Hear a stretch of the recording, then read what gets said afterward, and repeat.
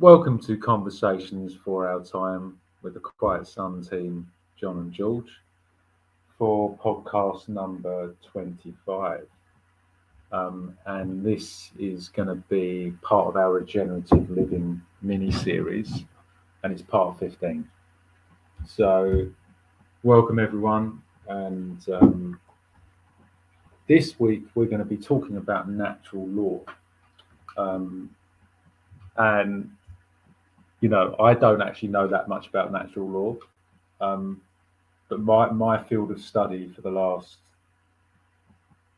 nearly 15 years now, actually, I think it was 15 years in January, is Buddhism. Mm. And Buddhism is really basically what natural law is saying. And I think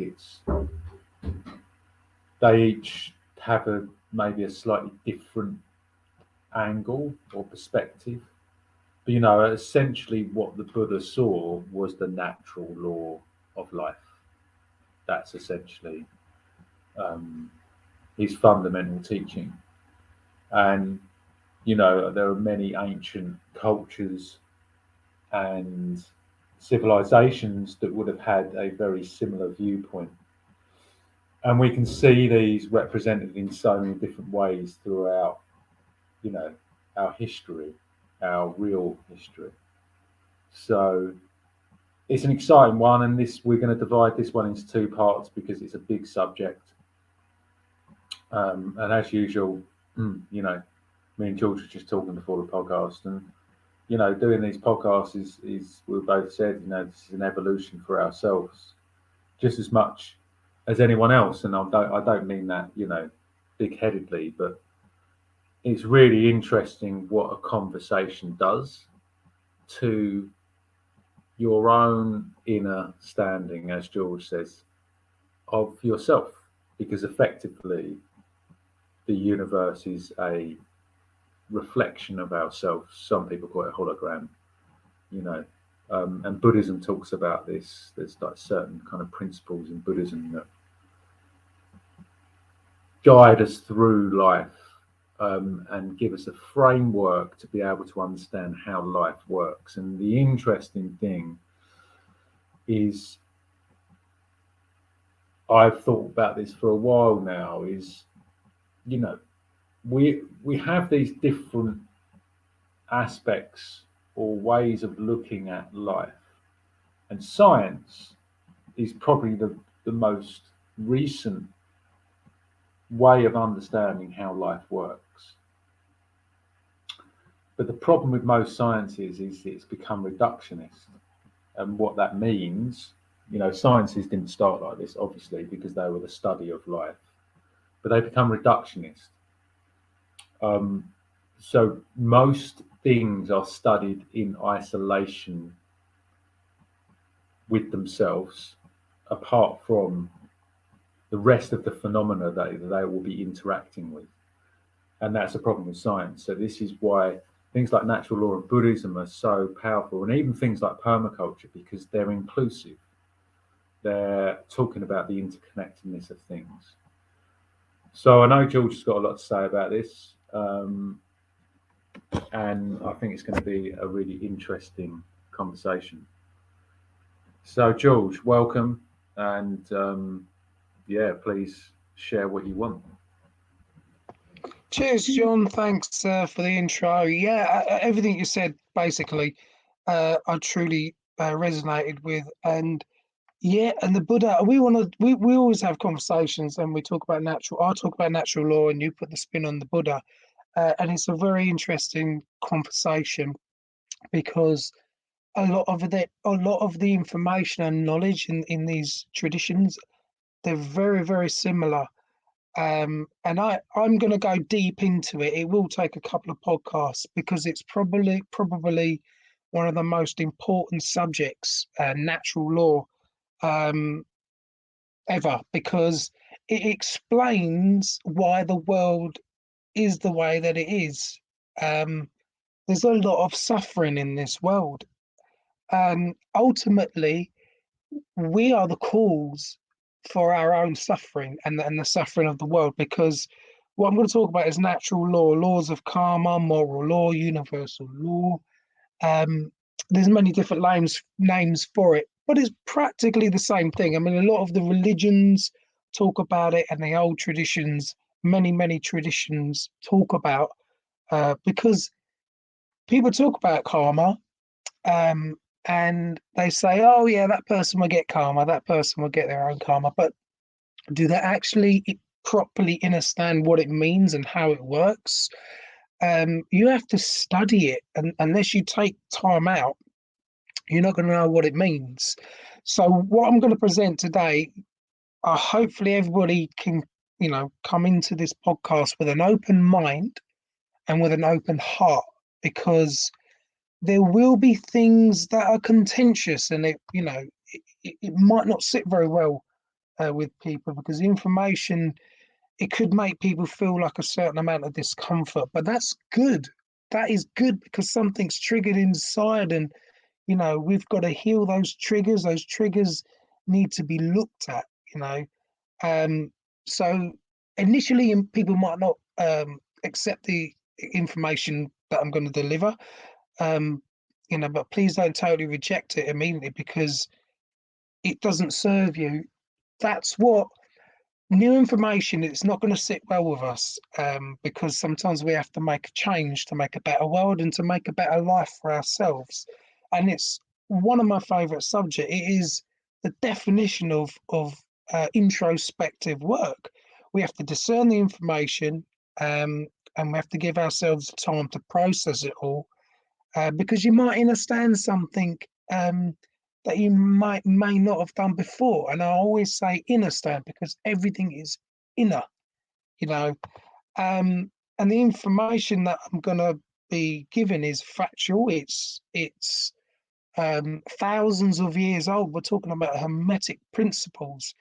So it is my duty of care. It's my duty of care. It's John's duty of care to talk about these things, because certainly 20 years ago, people weren't doing this, because there's a big change happening in the world today. There is a guidance. There's two things happening. We are being uh, sent off into another direction, certainly the last thousands of years, and certainly the last 100 years, by government and um, the darker cults that run the world, and they want to take us to one direction. But there's also, if we really watch and listen in life, there is a consciousness that's also guiding us. So which way do you want to go? So there is a kind of split, but we have to do this, to evolve, and we have to accept the right guidance. And it does mean making relevant changes in ourselves, in our lives, because there is a lot of problems in the world. And we have to remember that every problem, though, has a solution. You can't resolve the problem with the same mindset that created the problem in the first place. And the first thing I want to say is a great quote by Muhammad Ali. A man who views the world the same at 50 as he did at 20 has wasted 30 years of his life. Now, that is a profound statement, because when I first heard it, it hit me hard. Okay. What we have to realize is what we've learned most of our life is probably incorrect, most of it all. And we have to obliterate, completely smash our current belief structures and build anew. And we will continue to do that throughout our lives, because there's so much deconditioning that we have to do, um, because we have been programmed, we have been told to think a certain way. Um, and that's what it's all about, is breaking, because we'll find out that we've got some serious erroneous belief structures. Well, I've ripped my belief structures completely apart slowly the past 7 years, and certainly the last 2 years, and I certainly was really healing. And you have to continually do it, because new information and knowledge is coming at you all the time. And you think, oh, this doesn't sit well with my belief structure, but what is it? What's happening internally here? Um, so you'd agree, John, that we have to keep evolving by smashing our erroneous belief structures, and build anew. Yeah, George. Well said. Yeah, I mean that's what evolution is, isn't it? Change.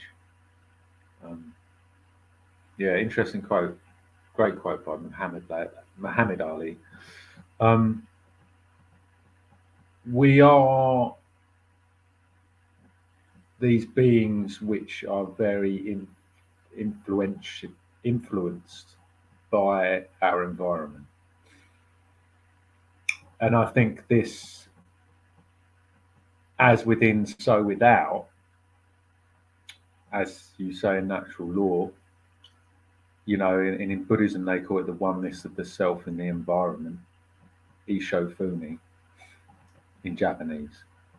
Um, we are this reflection of the environment, and it can be a passive thing, where we're unaware of that the environment is influencing us and we are influencing the environment, or we can be conscious of it. And when you start becoming conscious,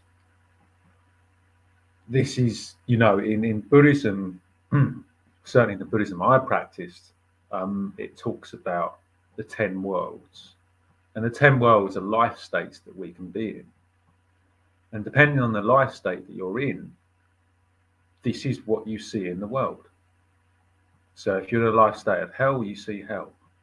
If you're in a life state of learning, you see learning. Everything's a lesson. And like life state of realization, you're constantly having these epiphanies, but it's very interchangeable, and the environment can take us from one life state to the next. And there are other influences that have the power to change those life states, including the karma we're born with and the way we react or respond to change. So it's very interesting, these hermetic principles as you talk. I wonder if there was, I mean, we probably do know this to a degree from the Yuga cycles, but there was an age when there has to be these downloads into these people that are able to channel these universal truths, you know. Um, and what, just going off subject slightly, George, because I know this would interest you, what are the cosmic forces that are influencing that human enlightenment in certain people and then they spread it out? That's what I'm really interested in as well, as a side note. Yeah, there is. I mean, there is definitely an astrological um, alignment going on. There's an astrological. It's guiding us to a certain consciousness. It's all to do with astrology, and something astrology is. It's a massive subject, and it's all to do with all the different stars and the sun. For example, our sun is shutting down. Okay. And as the sun shuts down into the grand solar minimum, which we are going to do a podcast on that as well, um, we lose that vital energy from the sun. We really lose it. And in times like this is where we need to start following the laws of nature, to make it easier on ourselves and the world around us. Because what happens is when we're not getting that vitality um, from the sun, then we our consciousness is lowered. Okay, so our consciousness will increase when we get that vitality from the sun again. We don't know how long it's going to be because we're going into colder times, and the total solar irradiance is a factor in this. We need the energy output from the sun, and it's all astrology, absolutely all astrology. And whilst the conditions that we have in this existing world right now, whilst this is happening, we want to make our lives easier. We want certain things. We want change. But the real question is, there's two questions that I'll say.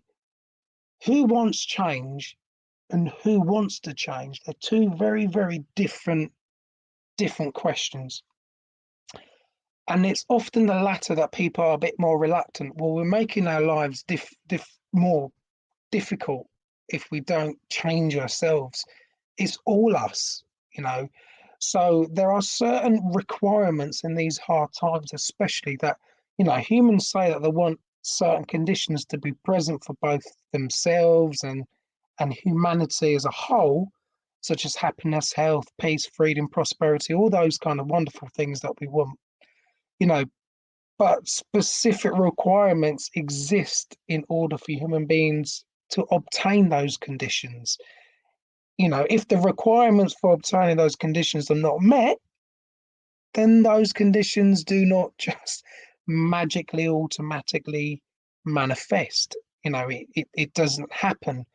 And ultimately, when we're reluctant to change the existing condition, that exists within us, we have to change that before we see different results. And then if we don't do that, then we will create a prison for ourselves.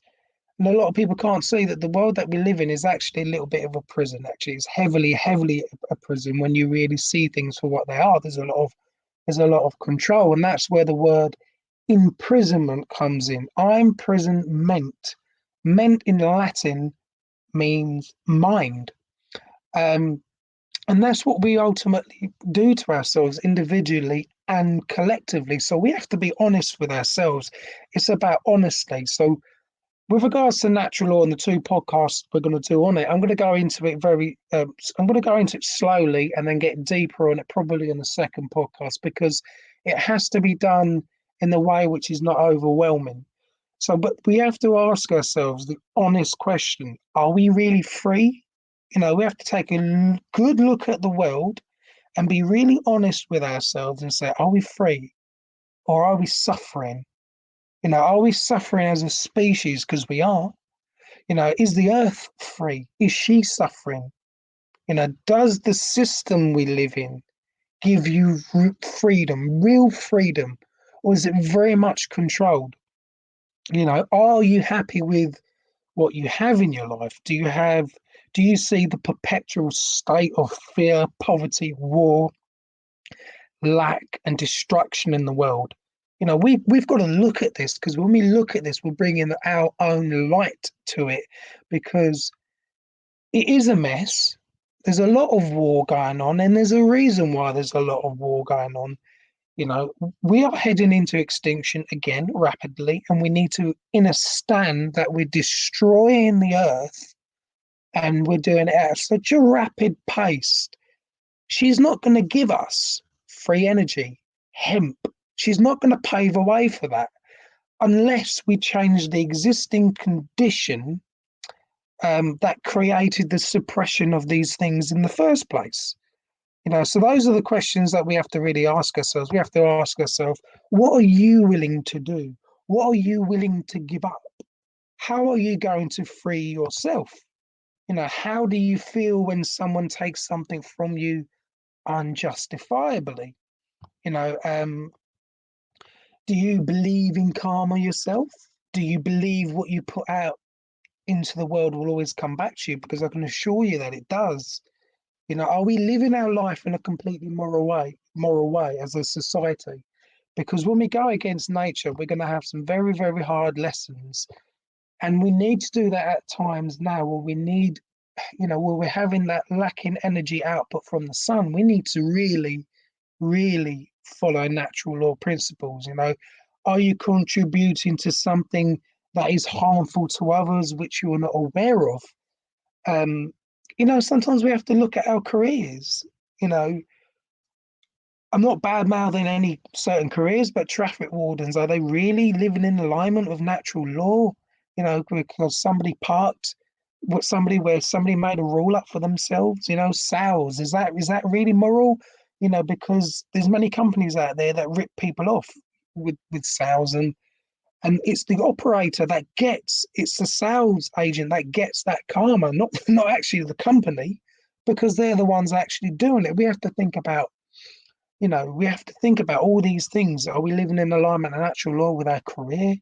But what are you not contributing to? We've got to think about all of this stuff, because the knowledge that I'm going to be talking about is occult knowledge. The word occult people are very scared of, but what they don't understand is occult.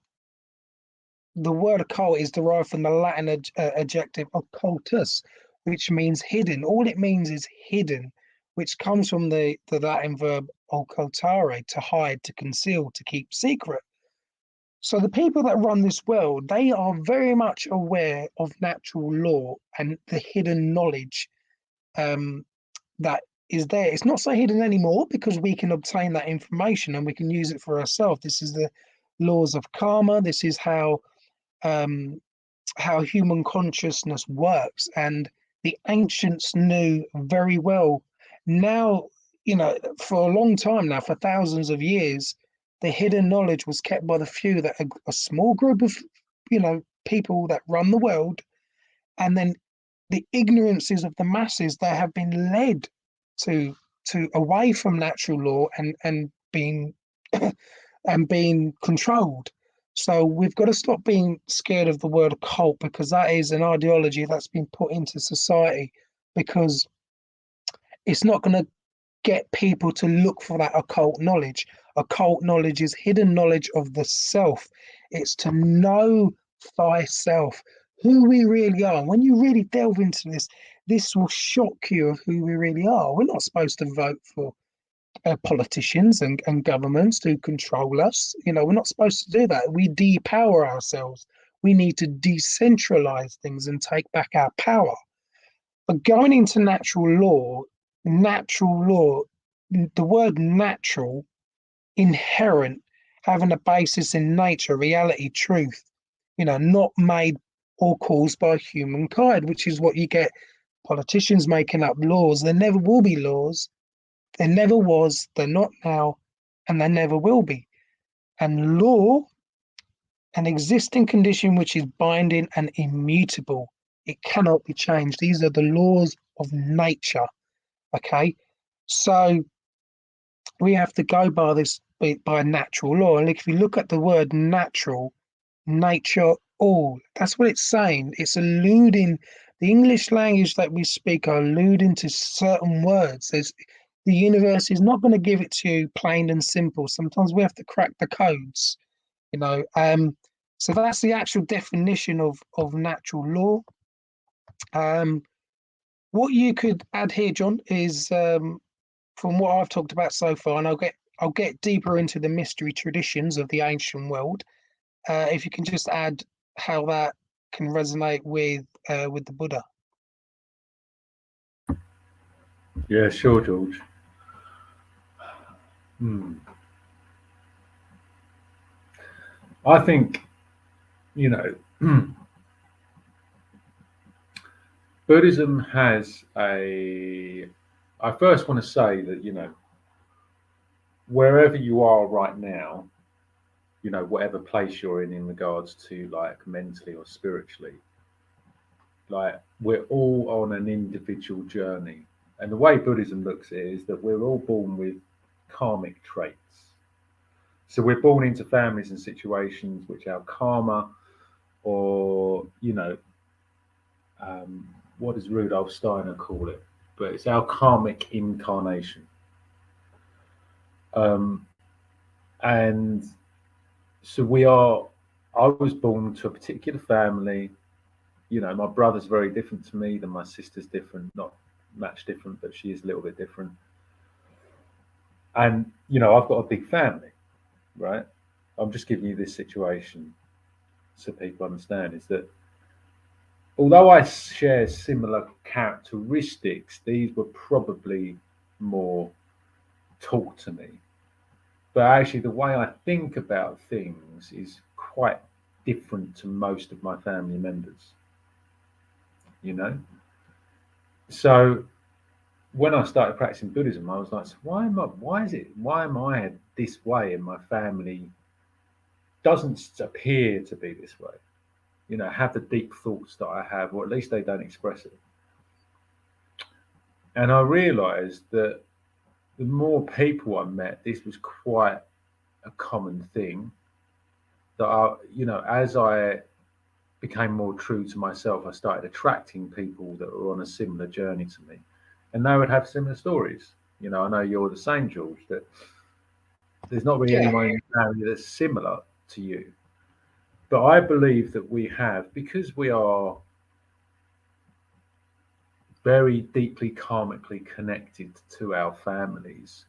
Quite often, your purpose in your family is for them to form a connection with Buddhism or with natural law or whatever.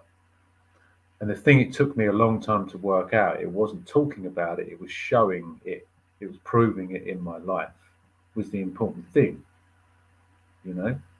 So we're the thing with karma is I used to get really annoyed with this, like a few years ago. It's like karma this, karma that, people almost misusing the word, like so many words are misused in our English language or many languages. And karma means action, right? Action upon, action to, etc. And as we have these thoughts, feelings, we we say whatever we say, and we have this will, you know, or we carry out a physical action, we're creating karma for ourselves and even for other people, So, but the great thing about karma is, someone once explained it to me like as a bank account, right? You can keep paying in your good credits and you keep accumulating good karma.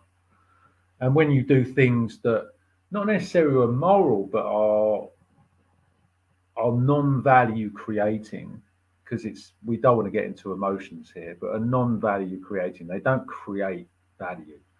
They degrade life, etc. Your bank account goes down. And the more you accumulate, and this you can apply this to so many things about accumulation, right? But as you're continually making good actions, it's okay, none of us are perfect. I do things that are not morally correct. I still do them. I do them less than I used to. But there's still things, if you really sit with it, even the products we buy. When we buy a product, how do we know that someone has not been, you know, um, someone vulnerable hasn't been kind of, God, I'm trying to find the word now, but they haven't been mis or abused or anything like that. Yeah, that is part of consciousness. The reason I'm saying this is we can be quite aware of like our immediate environment and what we're doing and what we're thinking, but because we live in this mass globalist world, we have to. It's not just about being kind to people in your that you meet or that you talk to. It's about becoming very educated about the way the world works, because you have to understand the modern world we work in. Because from a Buddhist perspective, at least as I understand it, and I might be wrong, but karma can be formed in all sorts of different ways because everything is connected. The dependent origination, as the original Buddha said. Everything we do, every action we take is forming karma. But the great thing is we can, even if we've been a murderer and we become, you know, aware of that, and there are probably people in history that have done this, have then, sought salvation in whatever way, we can actually change our karma through those actions. So it's such a deep subject because it it goes far deeper than any of us can ever fathom. Because, you know, if we go down to the microcosm, what's really fucking happening? How are these changes really actually taking place? You know, and I'm talking going down into quantum physics is actually the things we're thinking, the things we're feeling, the things we're saying, the actions we're taking, how are they actually affecting the ether? How is karma? How does karma actually really work? And this is something I've thought about and meditated over a lot, you know, which I'll probably never find the answer to. But yeah, so from a Buddhist perspective, I think there's this deep understanding of that we are such powerful beings once we start to understand the way the world works. And the only reason we, the only reason most people don't act morally is because they don't understand the power that they hold. And if they did act completely morally, then their lives would be filled with joy because they would understand what life really is. Yeah, absolutely. And this is why, I will get into the obviously the hermetic principles, as we go deeper. But this is what the issue is. People don't know who they are, um, and this is the hidden knowledge, that has been kept well away from society, and it goes back to the mystery schools. Like, for example, you know, the modern mystery traditions like Freemasonry and Rosicrucianism really came from the mystery schools of the ancient world. So what happened is that a lot of the esoteric knowledge in Freemasonry and Rosicrucianism came from, okay, and a lot of that knowledge is older than we think. So you've got something like the second degree of Freemasonry is likened to an initiatory tradition in ancient Egypt, which was actually known as Kemet. And ancient Egypt is the land called Kem. Um, and in their language, Kem means black or dark. So it was called their black land, referring to coming out of the darkness, which is what true Freemasonry is about, coming out of the darkness and into the light. Um, Working with the great architect of the universe, and with your soul, and building your inner temple. And this is where you get the saying from the Bible: the dead will rise. Well, we have been the living dead, and we are rising. We are rising up, and we really need to wake up, um, from the dream that we've been living in, because it is a dream. It's reality. And that's another thing, that's another concept that people are going to find hard to accept.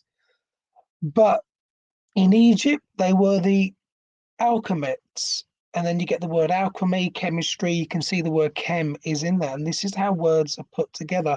It's not an accident. This is why this ancient occulted knowledge will bring light once we understand it and apply it into our lives. We have to become it. We have to live it and breathe it. Okay, so it was taken from Chem and they propagated it to other areas, and the Greeks did that, and they have their own Greek mystery traditions. The Cometian mystery traditions would actually reserve some of its higher order traditions for people that they knew who would not abuse that knowledge. The knowledge was sacred. So they needed to know that certain initiates would have certain traits and qualities in order to be passed on to the higher level teachers, because the teachers of these mystery traditions were fully aware that they wanted people to enter this higher level knowledge with the right consciousness, because everything in this world is to do with consciousness. You are consciousness, because if they entered it from an ego based point of view, they might take some of that higher level knowledge and twist it and pervert it and use it as a weapon against those who didn't have this knowledge. So somewhere along the lines that actually happened, and a dark occult group hid that knowledge. So there's always going to be light and dark side to these mystery traditions, because some wanted to actually use the knowledge to help people expand their consciousness and evolve, and some wanted to use it for their own benefit and use it as a weapon against the people for total control. By suppressing this knowledge, you are hiding knowledge. You're in control of the people who don't know. And there was an important question that these initiates needed to know in these mystery traditions was, how do you truly definitively know that you are suffering? And they would separate lower level initiates from higher level initiates. They needed to understand that dynamic, that question, in order to be passed. But most modern Freemasons of the lodge system we have today cannot answer that question. So they are being kept in the dark, which means they do not hold that key to the mysteries through their mind and heart.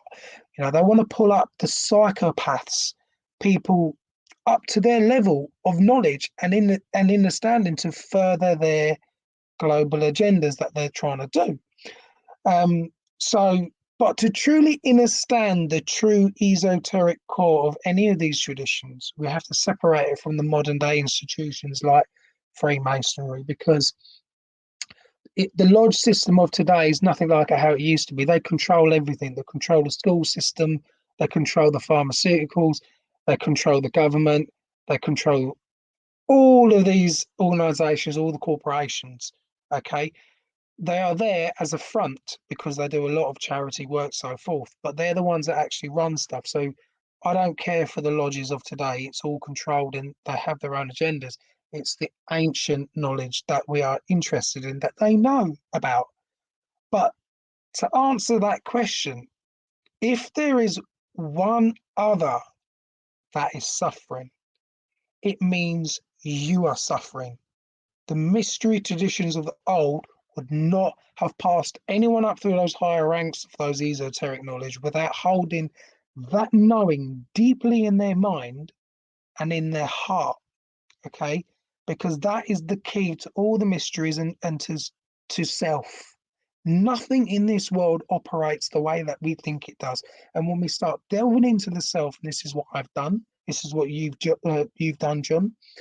Understanding the law of one, that there is no separation with anyone or anything. This reality that we live in is an illusion. There's no separation. It always goes back to being one. It is set out like this so that we learn the lessons in life, all this separation. So technically, I am you and you are me, and the universe is having an experience with itself. And this is the deep knowledge, um, that they have hidden from us.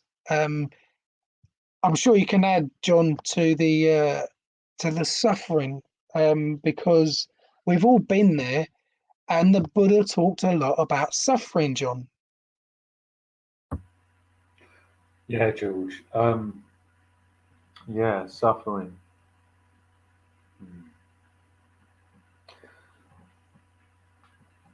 I think, well, not I think, but my experience has been that I suffer when I'm unwilling to let go. When my ego says, I need this, or I can't do without this, or I can't deal with this. No way. This isn't why this is unfair. Um, and so this is and I want to talk about like a duality or a non-duality. Is that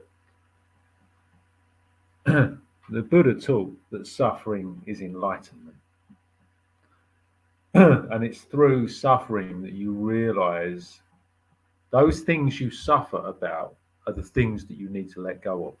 That's why it becomes enlightenment. Because when you understand that the suffering is your karma, you can let go of it. And once you do that, and this is why the Buddha talked about non attachment, he wasn't saying you shouldn't have anything that you're attached to. It's that things are so transitory in life.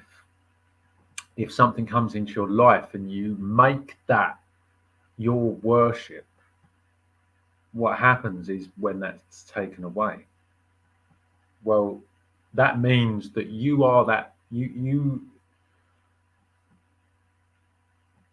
your version or your feeling of self love and self respect is attached to that thing.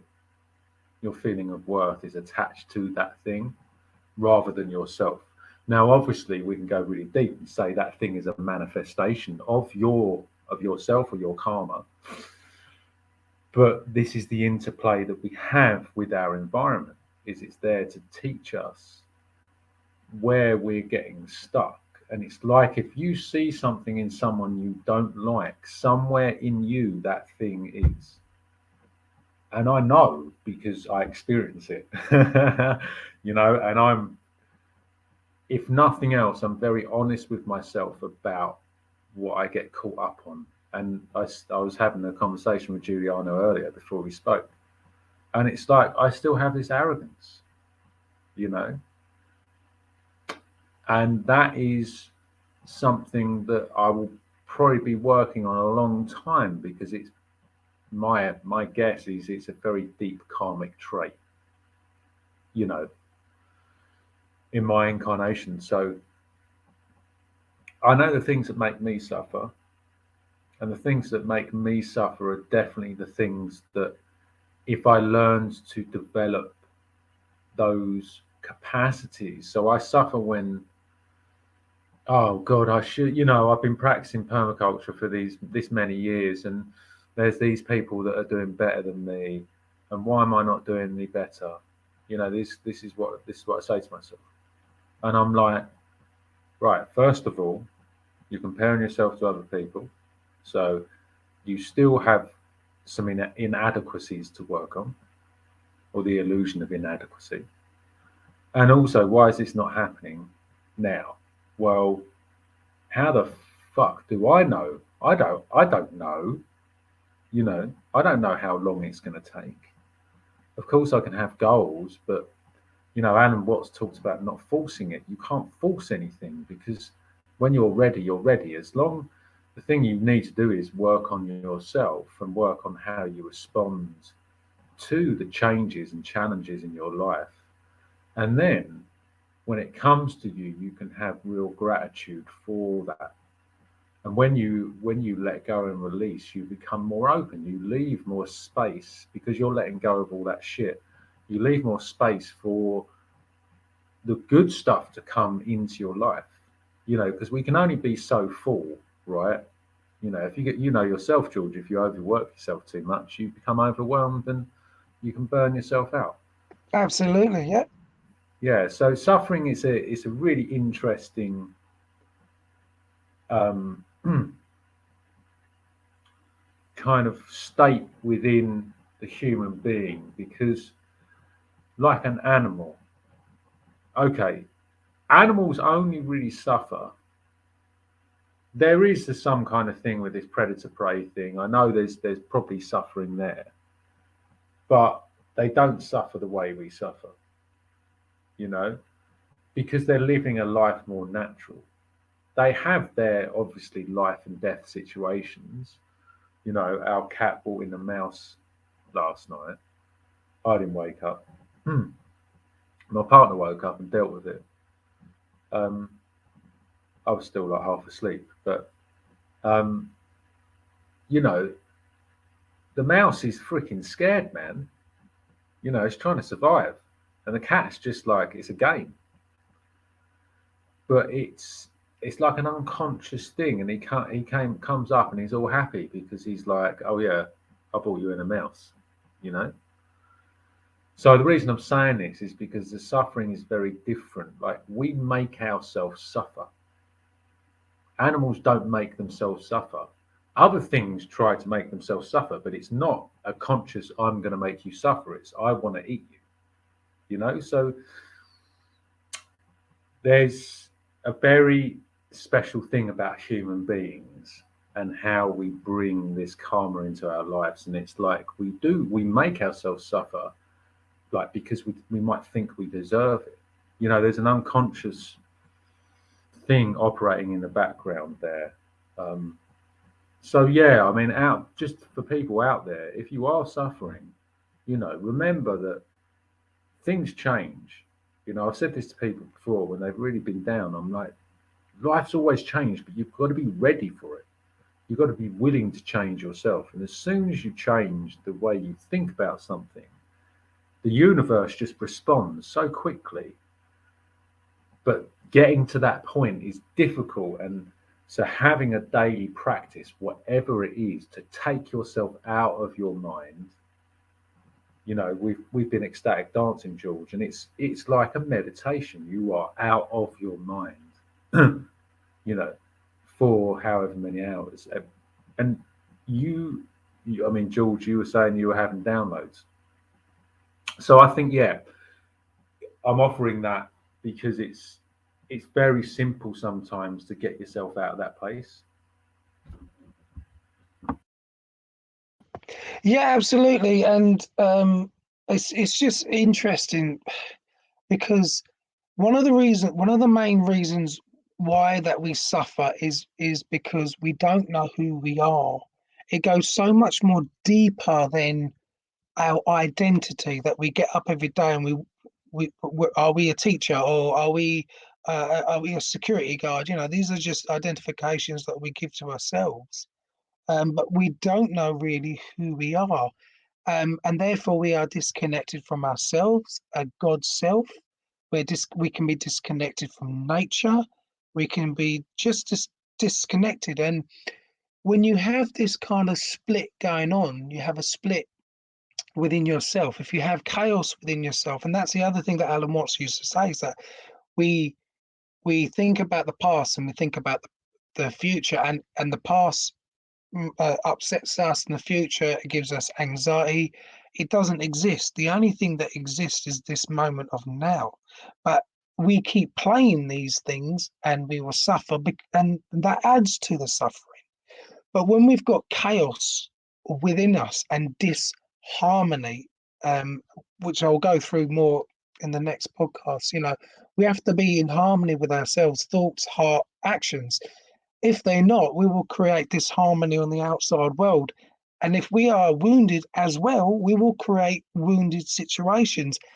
That is the life lessons. And it does take time to heal, you know, but we've got to understand schools of consciousness is because there's an inscription written on the Oracle of Delphi in Greece. I think we are coming up to the end of the podcast, but I want to just end it. I'll end it with a very powerful thing, and you'll know what I mean by powerful once I've explained how Greece understood those schools of consciousness. Like in Greek, the mystery traditions there, Pythia was the name of the high priestess of the temple of Apollo. Those that really studied schools of consciousness, the nature of consciousness of self is a very real thing, you know, because we are all fractals of nature. We are that individual unit of consciousness that comprises the whole, and we are seemingly separate from each other, but we aren't. Okay. It is holographic in nature. It's like a hologram. If you were to split the universe into, say, four um, individual parts, you don't get four parts of a picture split. You get four parts that are split into four parts that are the whole picture in each part. So the whole picture is in each of the four parts. That's who we are. When we say that we are the universe, we are individual units of consciousness that are supposedly split, but we are actually the whole thing. Um, and in the inscription of what it says there, and it's very, very powerful. It says, "Heed these words, you who wish to probe the depths of nature. If you do not find within yourself that which you seek, neither will you find it outside. If you ignore the wonders of your own house, how do you expect to find other wonders? In you is hidden the treasures of treasures.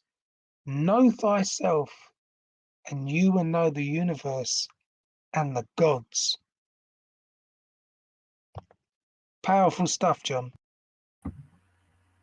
Yeah, man. They don't write them like that anymore, do they? No, they don't.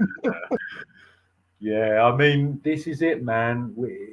These are echoes, right? I mean, I wonder how long we've been going through these cycles. It's, I don't believe there is I believe the universe is infinite. I don't believe there's a beginning or an end.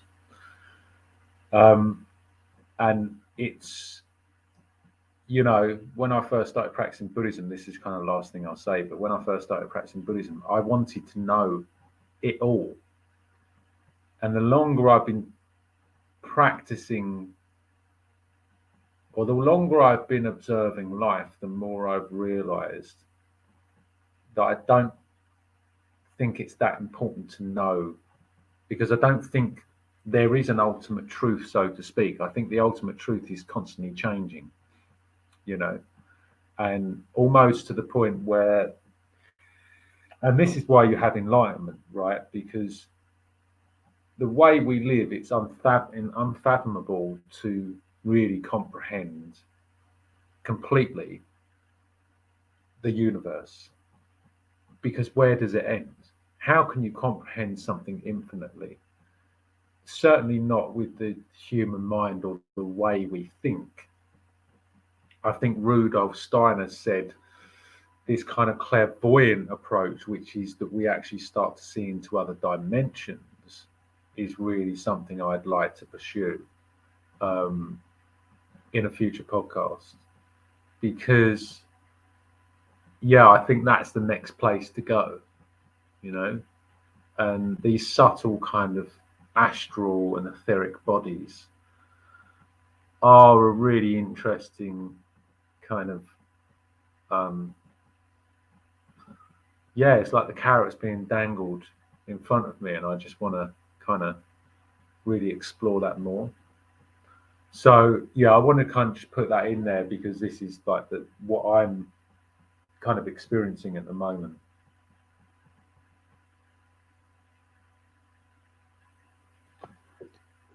Yeah, absolutely. No, it's a great way to end the podcast. Yeah, I agree with absolutely everything that you say there, and I'm glad we can do this particular podcast because it really just open up people's. It's going to get people to think about all of this. What I'd like to recommend is people to get into the works of Mark Passio. He's got a website called What on Earth is Happening, and he's probably got over 250 podcasts there now. Um, I think I've only listened to, I don't know, not that many, but there is an abundance of ancient knowledge there. I also recommend watching his 8.5 hour natural law presentation, which is on YouTube. It changed my life. And then I watched it again, and then it changed my life even further. Um, it's a slow process to understand all the aspects of natural law. Um, and yeah, it's pretty much amazing. And the book that I recommend getting is The Kabbalion. And I'm going to go into. I mean, it's a bit heady. That book is it's not an easy read, but it's a very very important book. And in the next podcast, we're going to go into more of the principles of natural law and the hermetic principles of that, and human consciousness, the aspects of the brain, which create our reality. We can either live in the cerebrum or we can live in the cerebellum. Cere, cereal, seed, and bellum, which is the lower brain, is it means war, and then cerebrum, uh, brum means vessel, And as you can see at the end of the word vessel, it is El, which in Hebrew is God. So that's the higher brain. All these are there for us to crack the codes. You cannot make this stuff up. This stuff is being revealed to me. I've got my other researchers that I listen to, but a lot of the stuff is being revealed to me in words, and I'm cracking these codes myself. So please join us for the next one. I hope you've really enjoyed it, and thanks so much for your input of the Buddha viewpoint as well, John. I really appreciate it. Thanks, George, and I hope everyone enjoyed that. Please join us next week when we'll be exploring natural law a little bit more in depth. And yeah, and we've got lots of cool podcasts coming up in the future. So have a great week, everybody. And please keep opening and expanding and just being okay with change. I think that's really important. Embrace it. Thank you. Pond 5.